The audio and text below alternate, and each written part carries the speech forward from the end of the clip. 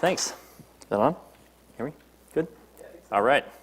Like Matt said, my name is Mac Justice. I'm Senior Support Specialist at Synapse Product Development. I have heard pretty much every joke about my name you can come up with, but like if you want to try, that's on you. Synapse is an engineering consulting company. We specialize in hardware development. We have mechanical, electrical, and firmware engineers. Clients come to us with an idea for some kind of product that they want to make into a manufacturable reality, and so we help them get from point A to point B. Most of our client work is under NDA. I usually like to try to show a couple things, but there's not much to show. But I can say a few folks here do work for our customers. The firmware developers I work with needed a version control system, and since they were mostly working with embedded Linux, they were pretty comfortable with Git to start with. But as the company got bigger, they needed some kind of central repo, just kind of, Git is distributed, but it's not that distributed. It's kind of painful when you get to scale. So the first thing they were using was called Gitlab. It's a free open source tool. It's very bare bones, though. It has no GUI. User interaction is strictly through SSH. It's just a Git host with basic access control features, so you don't, nobody's getting the repos they shouldn't. So we were getting bigger, and we needed a more full-featured repo host. We wanted a nice web GUI so that our engineers and clients would be able to share input and collaborate more easily. Also to get project managers involved and whoever else. Also helps us manage permissions and stuff a lot more easily than jumping into a shell and trying to do ACLs. Some projects also were using Jira for bug tracking, but it was really expensive for us because we had many, many small projects that we do. And so, it was almost a full-time job just to administrate that with setting up projects, getting all the templates going. The project would be down in 6 weeks, so you'd have to go do another one. Just was not worth the time for us. So we wanted that to be integrated in if we found a tool. And also, we're not a very big company. We wanted something that was kind of inexpensive. And firmware is only part of our service offering. It's not our, 100%. It's not the only thing we ship. So after considering some alternatives, we looked at like GitHub Enterprise and like the Atlassian, Bitbucket, Jira, Bamboo stack. We ended up going with Gitlab, mostly because it was free and easy to set up. It's one of those cases where you're looking for products, you install one, you're like, oh, this seems pretty good. The employee doing the selection was also a Ruby guy, and GitLab's built on Rails, so he was kind of into that. So it wasn't really the most rigorous of selection criteria, but we've been using it for 5 years now, and we're really pretty happy with it. So real quick overview of what it takes to run your own GitLab server. It's got 3-tiered for the self-hosted version.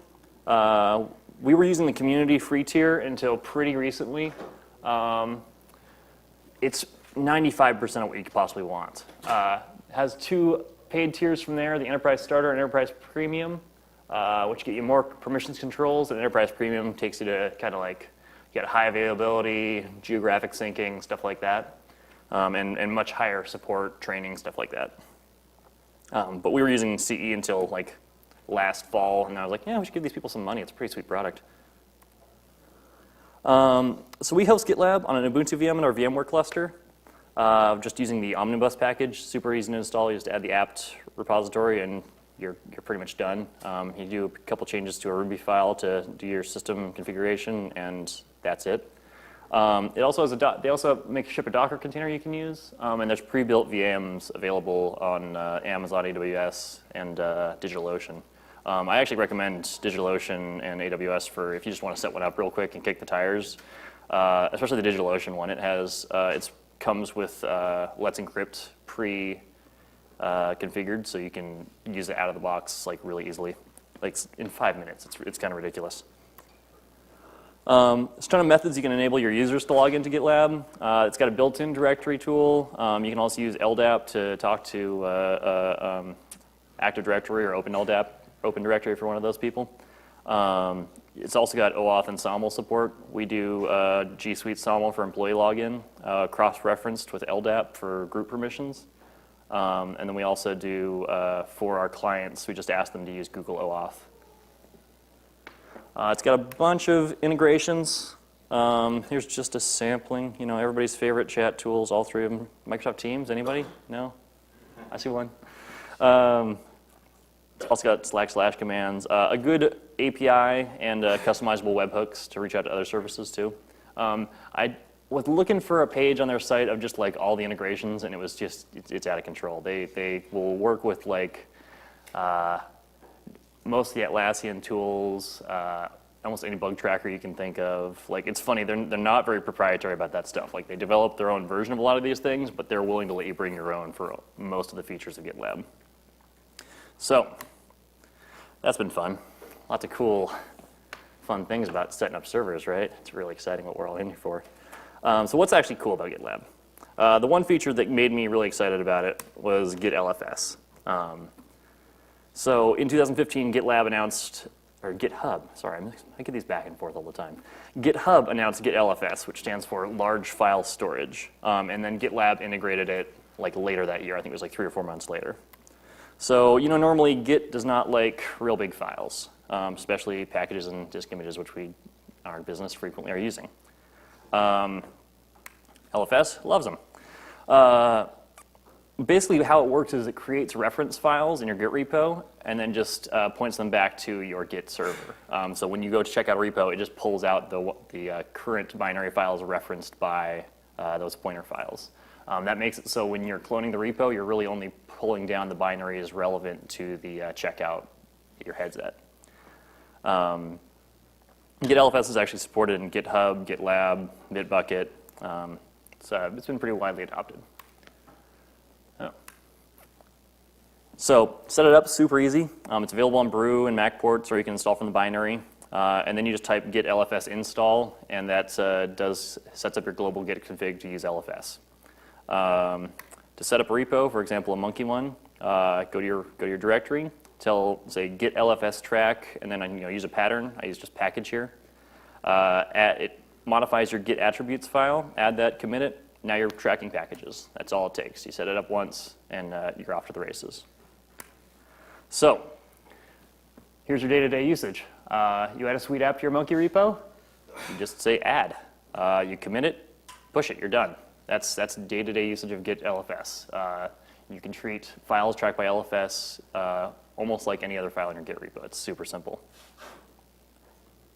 You don't get granular diffs, obviously. If I put a new version of Chrome in that has the same name, it's going to say, man, you just changed that whole thing. But you do have a record of when a package was added to the repo, what settings were all at that commit time, everything like that. So here's my other favorite part of GitLab, is GitLab CI. CI stands for continuous integration. So if you ever run into a tool, like if you ever use Jenkins, Travis, Bamboo I was mentioning earlier. So CI means continuous integration. It means when you push to GitLab, it does a thing, and then it tells you if it worked or not.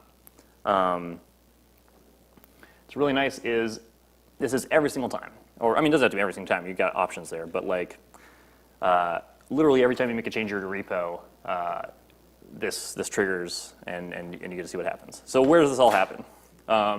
GitLab has what they call runners. And these are the clients that you put on different machines to actually do these jobs. Once you have the runner installed, it just waits. Once you have the runner installed, it waits for a job, and GitLab gets a commit. It says, cool, this needs to go to a Linux runner. Passes it off to the Linux runner. Linux runner does its thing, reports back success or failure. Runners can be shared across projects. You can make just open-end ones where you're like, anybody who needs an Ubuntu, here's an Ubuntu, just use it. Or you can make, if you need a specific environment for a certain job, you can set that up and tie it to just one project in GitLab. Quick shout out to Robert and Gregory from Mac Stadium, if they're still in the house. They were in here earlier. GitLab put out a cool blog post the other day about integrating with Mac Stadium to set up Mac VMs to use as GitLab runners. It was pretty cool. So GitLab CI also supports Docker. So you can set up a runner host with Docker so that when you execute a job on it, it creates a Docker container, copies the repo to that container, does the CI operation, returns the result, discards the container. You get a fresh operating environment every single time. It's really nice. It also makes it very easy to like switch and pick environments. You know, if you've ever used Docker, it's nice to be able to add things to commit, have it all tracked. It's also nice, you know, in our case, like we're hardware development, we could just say we wanted to use an ARM compiler. We found an ARM compiler container on the Docker hub, and we said just use that, and it's now executing in an environment that has a built-in ARM compiler. So, you know, hardly had to do any work at all. It's pretty great. Gitlab also has a built-in container registry while I'm at it, so you know, you don't have to point to public ones or external ones. You can actually just use the built-in container registry if you want to do that. Gitlab CI has an auto-scale mode, which uses Docker machine to go start VMs on cloud services, or I mean, really any hypervisor type service. I've used them with AWS and DigitalOcean. Basically, when you send it, you just have one runner that's sitting there. It's kind of the control runner. You send it a job. It says, OK, cool, we need this kind of environment. Goes out to AWS, says, hey, we need a VM, starts the VM, creates the environment, runs the job, takes it back down. It's really nice because I found that as our engineers started using more and more GitLab CI, we started getting bottlenecked, and I was like, I don't want to be setting up more runners for every time we need more capacity. It was much nicer to be able to set up a single thing that would just be able to spin them up and spin them down. Now this does have the threat of, you know, potentially getting out of control. Some guys sitting there pushing, and now you're building constantly, and you see that AWS build will start flying up. You can put limits on that. You can say no more than 5 at a time, you know, etc. You can also set it up so it will queue them for spot instances, so it'll run them in the off hours and save you a lot of money that way. So how does that work? This is what the GitLab CI YAML file looks like. In order to start using CI on any project, you just have to add this file to your repo. If you ever use Travis CI, it's kind of a similar thing. This is a simple two-stage one. First job is, read okay? Not so much. First job is the validate step. So it just calls itself validate. It says stage test, which means in GitLab terms, test stages run before other stages named here. And then it runs a script just called lint roller. After that, if that succeeds, it will then move on to the deploy step, also stage deploy. It only runs when it's on the master branch. That way, you know, for example, you're not deploying dev branches on accident. It'll run a script. You can call inline commands, etc. The GitLab CI file is really powerful. You can specify a lot of variables in it. You can make all kinds of complicated pipeline things. You can do lots of things in parallel. You can do them in series. You can pass artifacts back and forth between builds. There's a lot to look at there. So in this case, if both of these jobs succeeds, GitLab reports back and says, cool, your build's done. I have mine personally set up so whenever it succeeds a build, actually no, it's not whenever it succeeds because that would be kind of annoying, but whenever it fails a build, it notifies me in Slack and says, hey, you should probably go check on this. So how about Max? I'd like to credit Tim Sutton for planting most of these ideas in my head at his talk at last year's MacDevOps. His talk on Jenkins was really influential on a lot of what I'm going to talk about in the next few minutes. So, another shout out for Monkey. If you use Monkey, you're probably already familiar with the advantages of keeping it in version control. You get the history of all the changes made, who made them, when they were made. It makes it easy to work with multiple people. You're mostly not stepping on each other's toes all the time. And also you can make branches and experiment with things. You're not always working in production. You're not poking the live server. So I was trying to do that back before GitLab supported LFS. I was really trying. This was my workflow back then. And that's the old GitLab logo. I had to do that just to show you. So it was a weird mix of Git and SSH and rsync. Wasn't great. It was all I had, So step one is you push your manifests and package info files to GitLab. I didn't track packages, etc., because it couldn't support that at the time. Then I would run a script that would SSH to our Monkey server, which would trigger a pull from the GitLab while rsyncing the packages from my local machine. You can guess that probably had hiccups now and then, especially when anybody else wanted to help. Suddenly they had a different set of packages. They were rsyncing their set of packages. I was going to rset my sync of packages. And suddenly, you're getting that, you're running managed software update -VVVVV, trying to figure out what the hell happened. So after we upgraded GitLab to the version that supported LFS and CI and everything, this is our workflow, much smoother. You push to GitLab. GitLab says, cool, new push, send it to the runner. The runner runs make catalogs. I learned after a little bit that keeping your catalogs in Git was a nightmare. Oh my gosh, those things change constantly. It was just a bad idea. Yeah, you'd make one little change, and I was like, why did I do this to myself?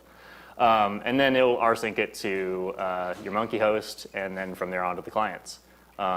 We actually use S3 for our monkey host, so it's not really rsync, it's S3 sync.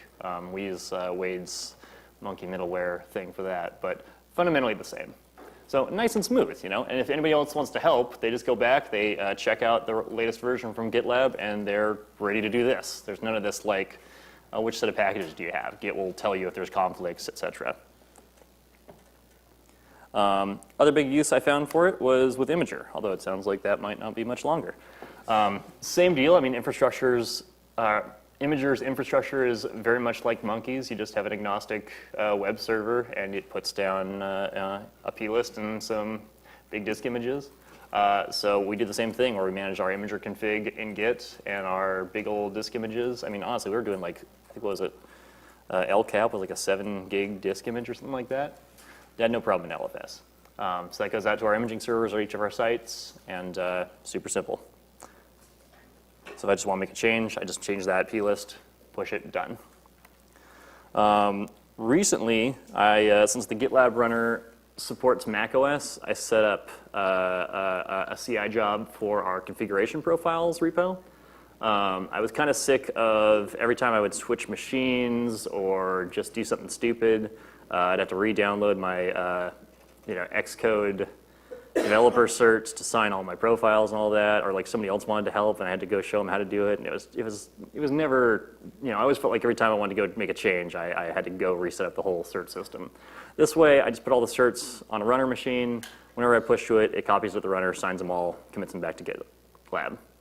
I'm planning on integrating that into Monkey somehow, where it will then also commit them to my Monkey repo in like a dev catalog or something like that, but that's probably next step. There's not an icon for this one, so I kind of made this up. Anybody guess this one? I heard auto package. Yeah. I went with this just because auto package is not really the same thing, but it's another good case for CI. I haven't actually implemented it myself, but I've been talking to Rick Heil over in Boston. He set up a cool thing using the Facebook CPE team's like Monkey. He has got that great Monkey script where it interacts with the Monkey repo in Git. So he set up a thing where he keeps all his auto package overrides in a repo, and whenever he makes a change, well, actually, I think he has it scheduled. So he has a scheduled run, so it runs auto package on that schedule. When it finds a change, it then grabs the Monkey repo, adds that to the Monkey repo, commits it back in a separate branch on the Monkey repo. And so you're ready to go back over next day and say, oh, cool, there's been updates to the Chrome branch on the Monkey repo. Let's see if I commit these back. Auto package runner. Oh. Auto package runner. What is that? No, that's the thing you're talking about. Okay, that's the thing I'm talking about. Auto package runner. Some kind of script, I call it. All right. So, why do all this? I mean, it's good IT. It's automatic. More automation's good, but if you just have a script on your desktop and you pass that off to your boss goes, I ran the script, it didn't work. And you're like, well, yeah, because you weren't running sudo, you didn't have the correct permissions, you didn't whatever. This way, you just have the environment that it executes in. You've shown that it works. You only have to worry about the content of the code, not the environment that it runs in. It's accountable. Everybody gets to see who made what changes when. Everybody always likes the why did everything break at 8 o'clock last night? There it is. That's why. Shouldn't let you do that, Joel. Yeah, and you also get the execution transcripts of every job sent to CI. So not only do you commit to your repo and like you have the transcript of that, you also get to see like, oh crap, the monkey server it was supposed to sync to wasn't there, so that failed. Like it couldn't rsync it to nothing. I also like that it's collaborative. You ever have that problem where you have to do that thing where you look over your shoulder and go, hey, are you in the server right now? Could you, like, I was gonna do a thing real quick, could you? It's not fun. By routing everything through Gitlab, you get that, you know, we all get to work at the same time, we all get to collaborate, we can comment on what each other's doing, and you don't step on each other's toes. If the work conflicts, you find out before it goes into production. So there's more information. I'm going to publish these slides on GitHub and GitLab, actually, for that matter, the public GitLab. Yeah, thanks.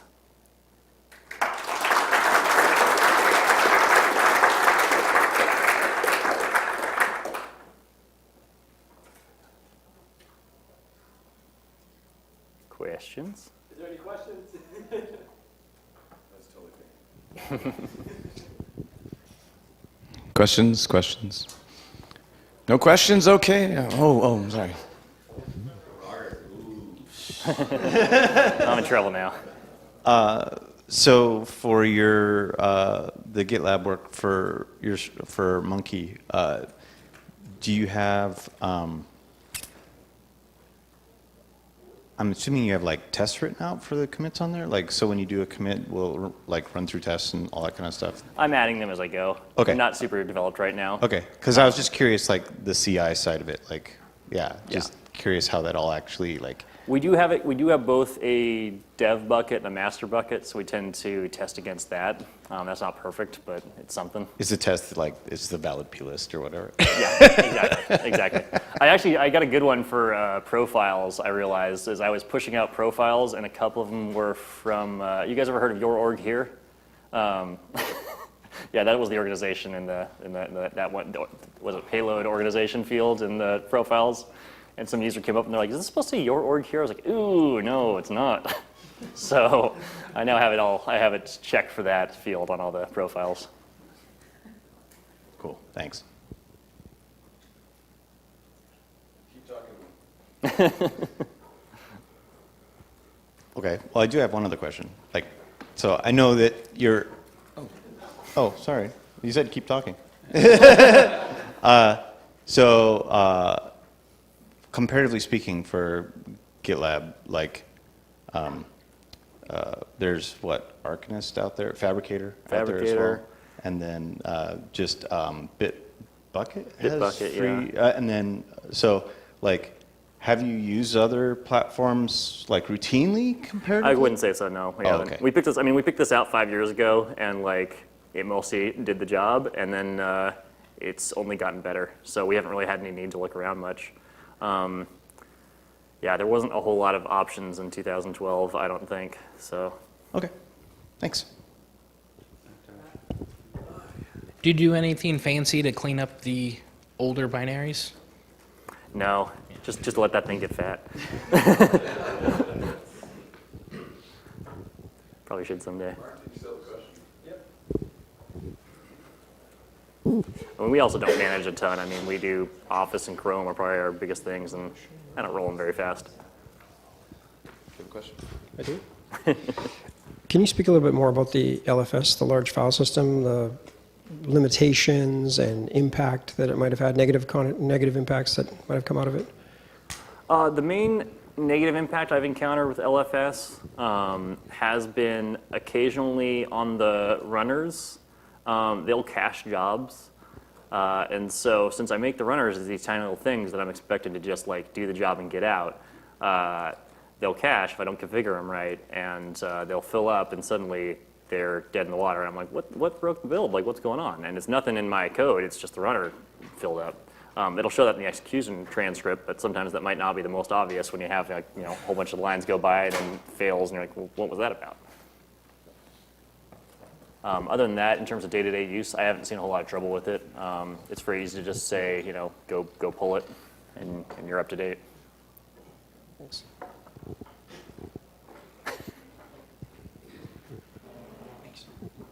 So you mentioned Tim Sutton's talk on Jenkins. Have you set up and used Jenkins with GitLab at all? I haven't used it with GitLab. We were using Jenkins separately from GitLab before we started using GitLab CI.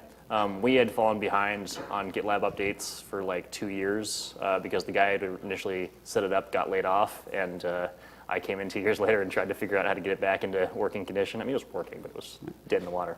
So I've used Jenkins a little bit, but I haven't used current Jenkins anytime recently. They make much of their Jenkins integration, but I haven't experienced it myself. Yeah, I was just curious. We use Jenkins for a lot of different stuff, just based off of Bitbucket, basically. But I didn't know if there was any like specific GitLab CI stuff that you're like, oh, it does everything I want inside of the GitLab CI, and I don't really need the extensibility of the stuff that comes with Jenkins. But that's how it's been for me, is that like, yeah, for my purposes and for pretty much everyone I talk to at work, it does everything they need. With Jenkins, like we always had just a hard time, setting up the slave nodes with the Jenkins client and all that stuff. Like, we never got it into a nicely managed state. So that's one thing we like about GitLab, is that it's very good about keeping the runner pretty clean.